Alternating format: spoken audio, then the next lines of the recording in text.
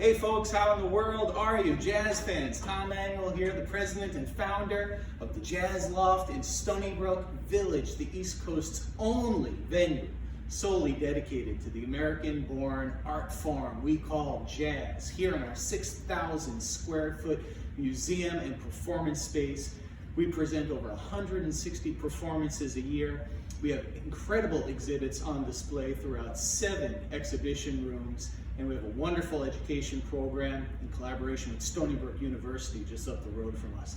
This is indeed a special place. You must come and visit sometime.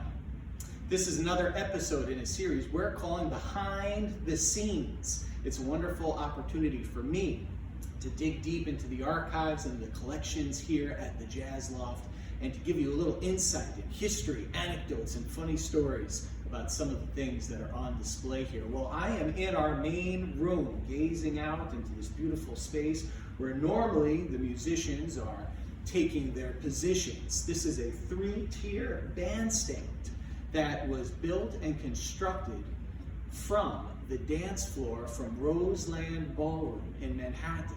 And I wanted to give you a little bit of a history about this bandstand as well as some other wonderful things that we have here in the loft that relate to that very, very special and important place. You know, Roseland was founded initially in Philadelphia, Pennsylvania. It was back in 1917, and the man's name was Louis Brecker.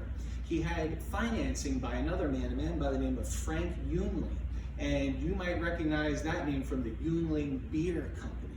Well, in 1919, they decided in an attempt to escape the blue laws of Philadelphia that they would move their venue to 1658 Broadway at 51st Street in Manhattan, New York City, on the 2nd floor of a 5-story building. They opened on December 31st, New Year's Eve, 1919.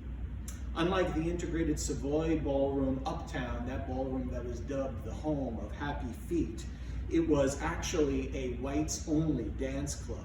Roseland was called the home of refined dancing, and it was famed for the society orchestras of the day. Sam Lannon, the brother of Lester Lannon, was one of the first orchestras to perform there, and the name of his group is the Ipana Troubadours. The all-white ballroom dancing atmosphere of the club gradually changed with the ascendance and popularity of hot jazz as played by African-American bands on the New York nightclub scene.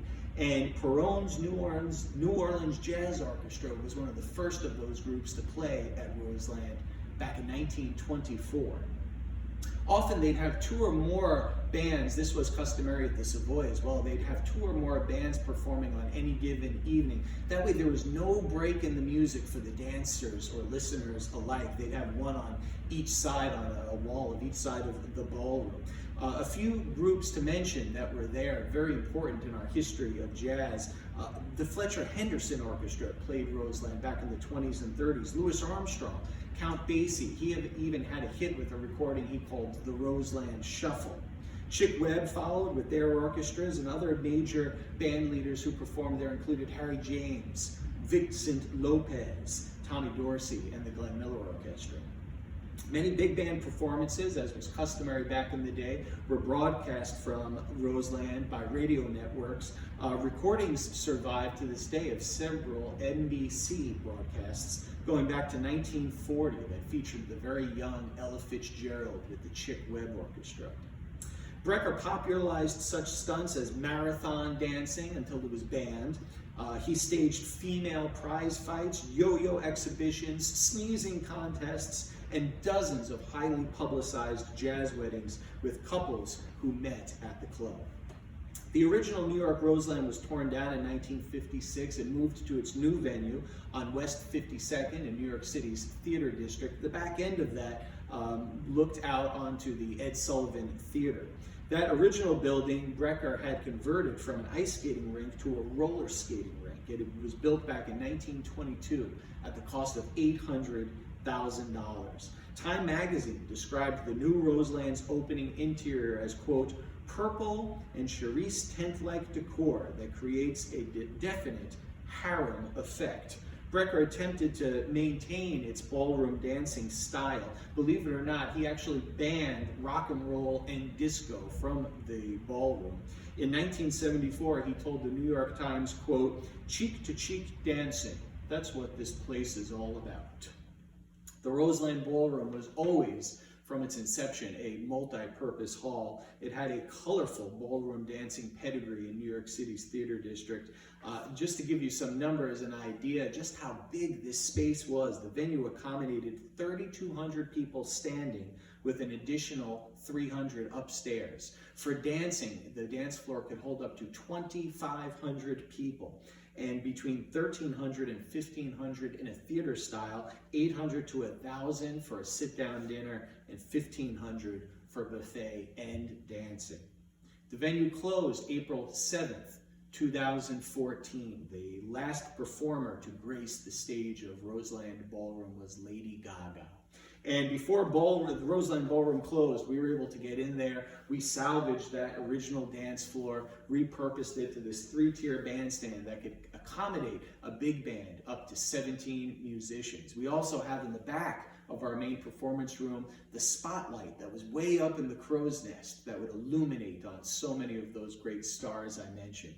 And this wonderful piece in front of you, you might wonder, what exactly is this contraption? Well, back in the day, when things were a heck of a lot cheaper, entrance to the ballroom was mere cents, not even more than $1.